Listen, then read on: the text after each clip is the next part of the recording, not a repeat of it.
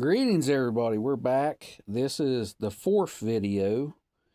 I wasn't going to film this one, but it's been pretty eventful. So this is the setup woes that I've had with this guitar trying to get it to set up. So the first thing I encountered was with this neck pocket. It was actually cut 3/16 of an inch at an angle. So what that done was it raised your fretboard here. So when you actually put your bridge on, your strings would actually be touching. So what I had to do to fix that was I had to sacrifice a Kroger card and cut it up and slide it in here as a shim.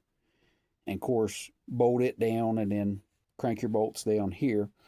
And what that done was it actually leveled the neck and it gave me a pretty good action right there. And so that was the first thing. So then I couldn't get it to intonate.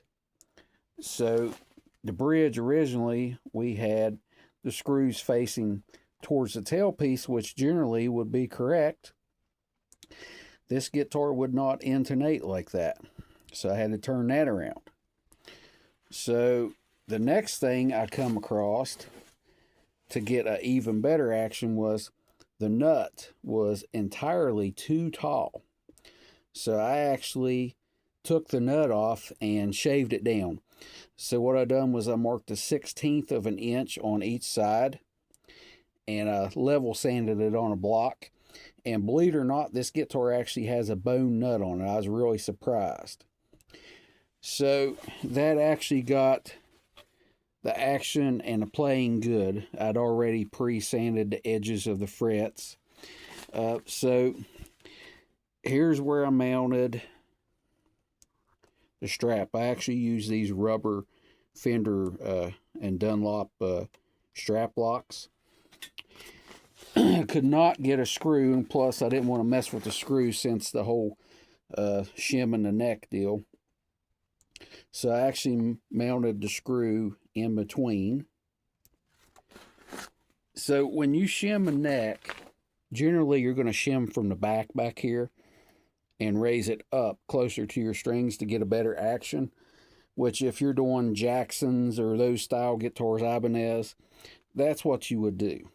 So I don't know if that was a Monday and somebody had a bad weekend and come in Monday hungover and they cut your route out and just miscut, or if that's the way these are made. But it was a little odd to me, but it actually is a little easier to get your shim in top. That way you don't have to mess with your pickup here. So maybe that's why they done it. So the next thing is the headstock. So if you look on this side, you've got roughly a 1/4 inch between string to string here, which is about what it should be. Your outside was too close to run it the correct way, so you have to wrap it backwards. Otherwise, you can't get the string in here. This side is worse. So it's actually touching right here. And you can see how it goes. And this, you couldn't even get a string in whatsoever, so you have to wrap this one backwards. So these holes were misdrilled for the tuning pegs on the headstock. So I'm going to show you a Dean just for reference.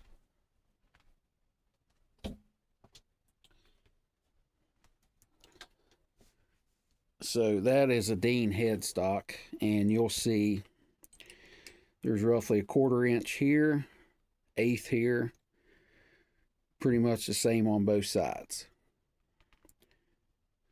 So when they changed the headstock design on that guitar, that headstock, they made it bigger and more pointy. I guess maybe to make it more like a stealth headstock or something like that maybe, but they got their drilling off on the tuning peg, so you are going to have to wrap your to outside backwards. Now, like I said, this guitar could have been made on a Monday and somebody had a rough weekend. So we got that lined out. Playability's good. I am trying to chase the ground down on this. So I actually ended up pulling the bridge back off.